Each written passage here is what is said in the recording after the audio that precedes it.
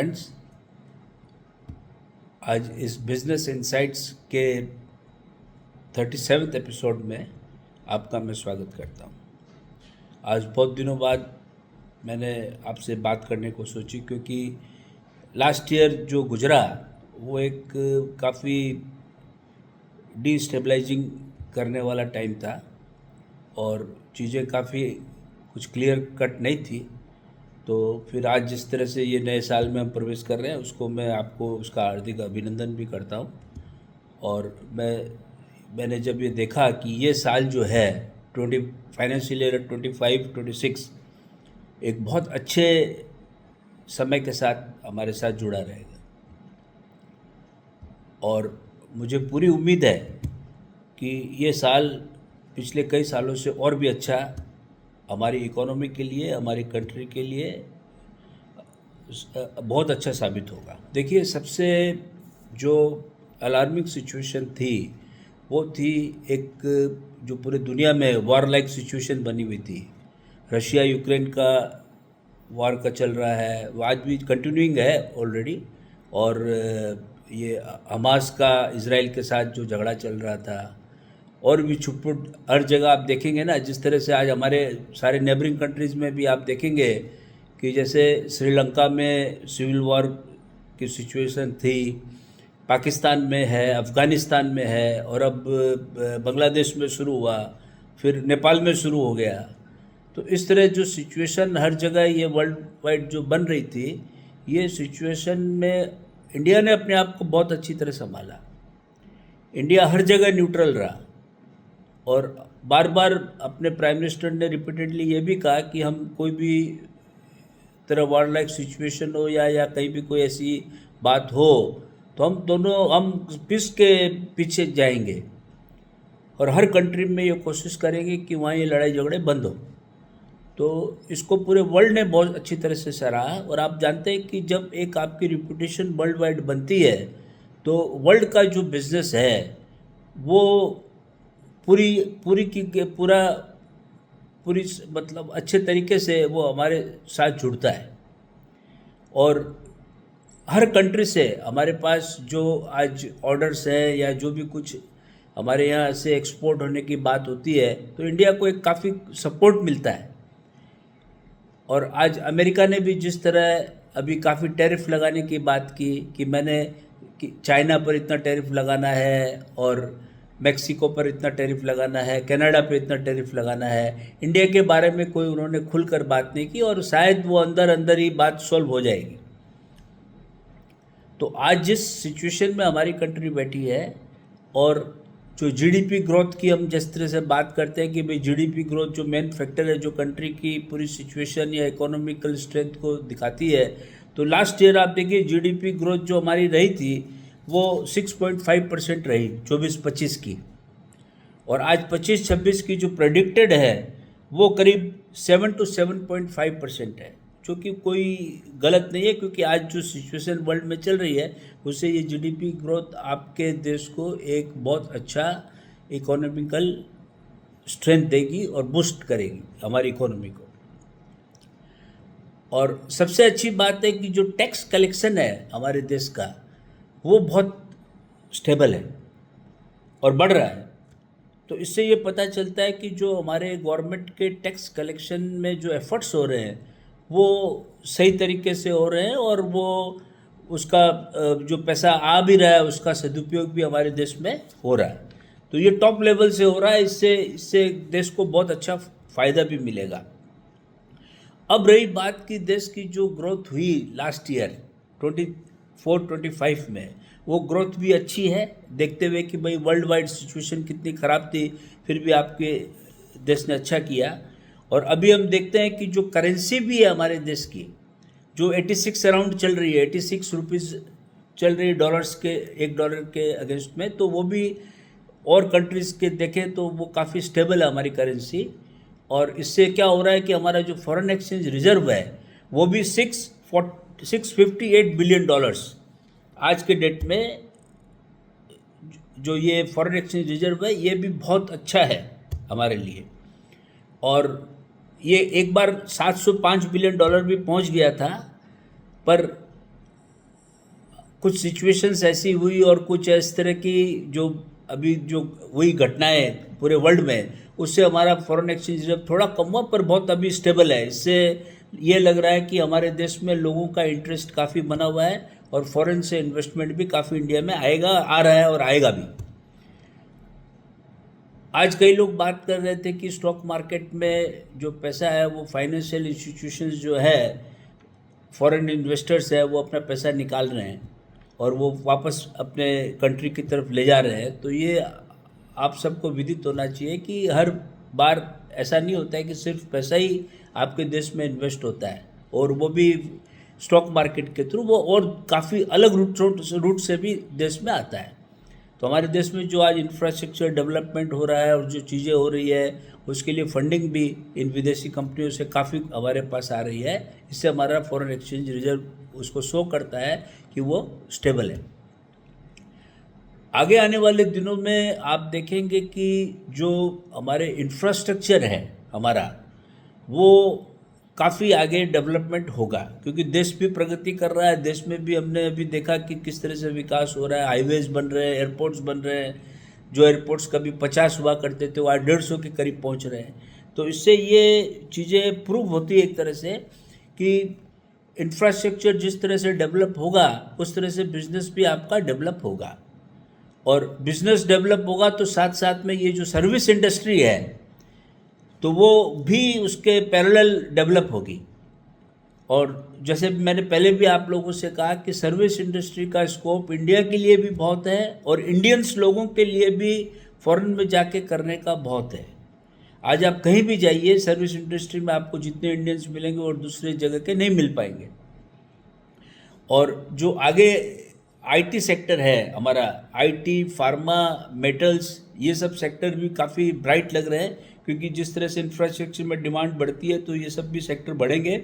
और जो हमारे कंट्री का एक्सपोर्ट्स है, जो कुछ अभी थोड़ा डल हुआ था बीच में, वो भी शायद पिकअप कर जाएगा, क्योंकि आज जो चाइना स्टेबल थोड़ा हो रहा है और चाइना की प्राइसिंग भी ठीक होगी, क्योंकि चाइना इतनी बड़ी कंट्री है और उसकी मैन्युफैक्चरिंग में मास्टरी है, और वो धीरे धीरे अपने जो प्राइस फैक्टर है उसका भी ठीक होगा। और इससे इंडिया को भी फ़ायदा है, क्योंकि आज दोनों कंट्रीज़ के रिलेशन वो पहले जैसे स्ट्रेस नहीं है, दोनों के कॉर्डियल रिलेशन है। दोनों देश मिलकर इसकी प्रगति करेंगे, ये मेरी पूरी उम्मीद है। और जो आज के डेट में सर्विस सेक्टर की जो मैं बात कर रहा था, तो उसमें सर्विस सेक्टर से आज जो हम अपने कंट्री से जो आईटी एक्सपोर्ट कर रहे हैं, तो उसमें जो रेवेन्यू आ रही है वो हमारे पास नेट रेवेन्यू, जिसकी इनकम हमारे पास आ रही है, उससे हमारा सारा जो मर्केंडाइज, जो एक्सपोर्ट इंपोर्ट का जो गैप है, जो डेफिसिट है, वो भी कवर अप हो रहा है। और जो आज पेट्रोलियम प्राइसेस जो स्टेबल हो रहे हैं एक तरह से, आज जिस तरह से देखेंगे आप $73 एक एवरेज मान के चलिए, $73 का जो प्राइसिंग चल रहा है ब्रेंट क्रूड का, उससे ये साबित हो रहा है कि हमारे कंट्री को उससे कितना फ़ायदा हो। हमारी कंट्री जो आज मेजर इंपोर्टर है ऑयल की, वो आज इससे बहुत बड़ा बेनिफिट उसको मिल रहा है, और उसका रिफ्लेक्शन हमारे इसमें फॉरेन एक्सचेंज रिजर्व पे भी आ रहा है। तो आज जो पेट्रोलियम प्राइसेस की जो पैरिटी है उसके कम होने से, और हमारा इंपोर्ट्स भी उस तरह से प्रोपोर्शनेटली कम हो रहा है, और फिर बाकी चीज़ों में जो डाउन स्ट्रीम में हम जाएँ उसमें तो काफ़ी एक्सपोर्ट भी इंडिया का अच्छा है उन सेक्टर्स में। और ये धीरे धीरे जिस तरह से स्टेबलाइज होगा, यदि ऑयल प्राइसेस और भी इस तरह से मेंटेन रह गया है, तो हमारे देश को बहुत बड़ा फ़ायदा होने वाला है ये फाइनेंशियल ईयर 25-26 में। और आप देखिए कि आज जिस तरह से अभी गवर्नमेंट की जो कंपनीज़ है, काफ़ी आश्चर्य की बात है ये हम सब के लिए, क्योंकि आज से करीब 10 साल पहले सारे जो गवर्नमेंट जितने भी कंसर्न्स थे सब लॉसेज में थे और हैवी लॉसेज में थे। उससे देश को फ़ायदे की जगह छोड़िए, आप को उनके कामकाज करने के तरीके से ही सारा नुकसान हो रहा था।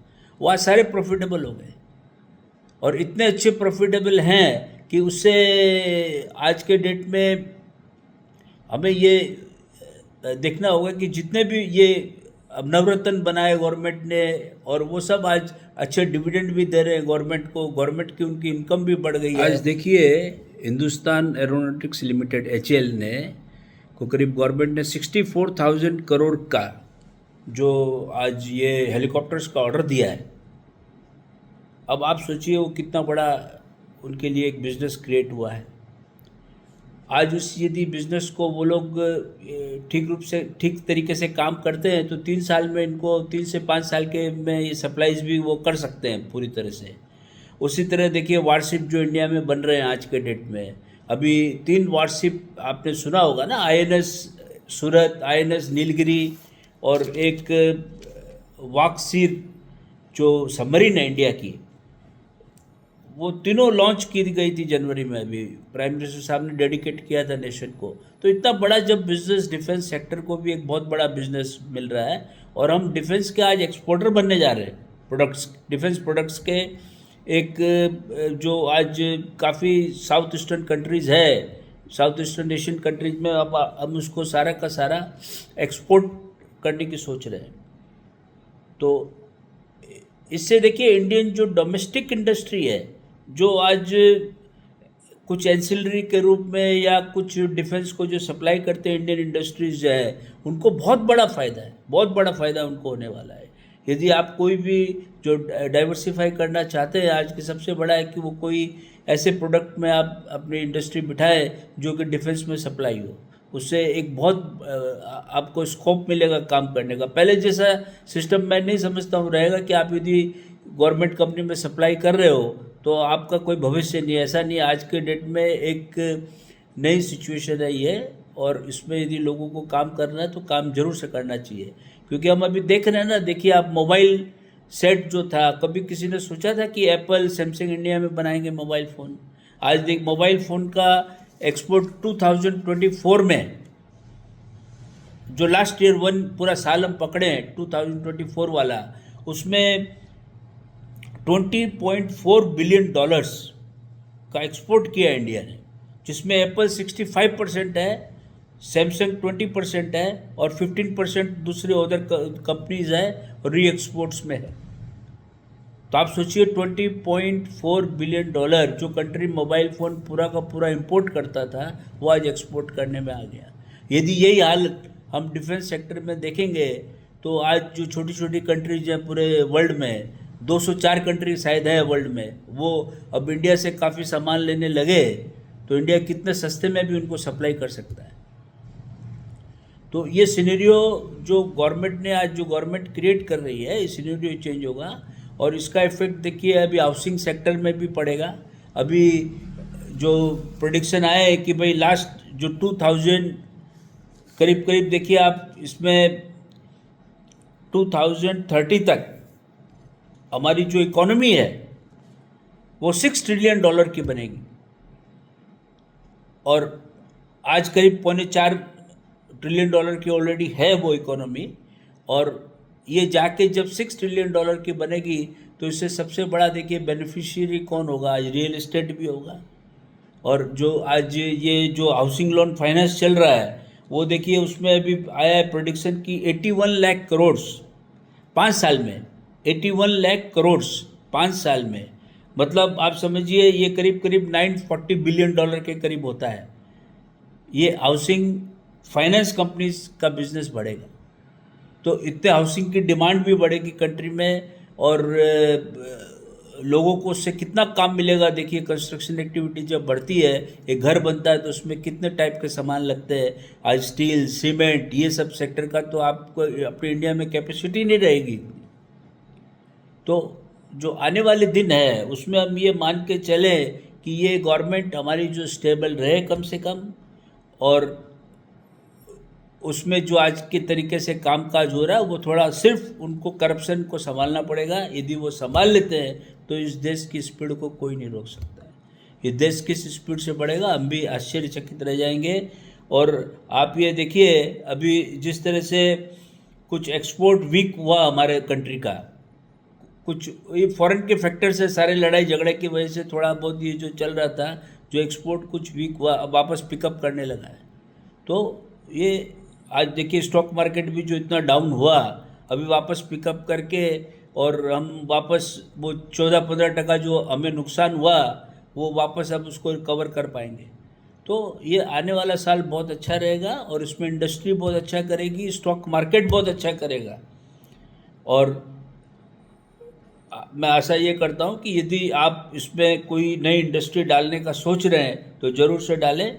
और अभी आप देखेंगे कि जैसे ये साउथ गुजरात में जहाँ पे मैं इस्टेब्लिश्ड हूँ, ज़मीनों के दाम काफ़ी बढ़ गए और बढ़ते ही जा रहे हैं। तो ये इंडिकेट ही करता है कि लोगों का बिजनेस चल रहा है, तभी तो सब तरह का दाम एब्जॉर्ब भी कर रहे हैं लोग। और मैं इसी आशा के साथ कि आप हमेशा मेरे साथ जुड़े रहेंगे और आगे मैं आपको जो भी कुछ होगा मैं आपसे और फिर बातचीत करूंगा और अब जल्द आपसे मिलते रहेंगे। Thank you very much.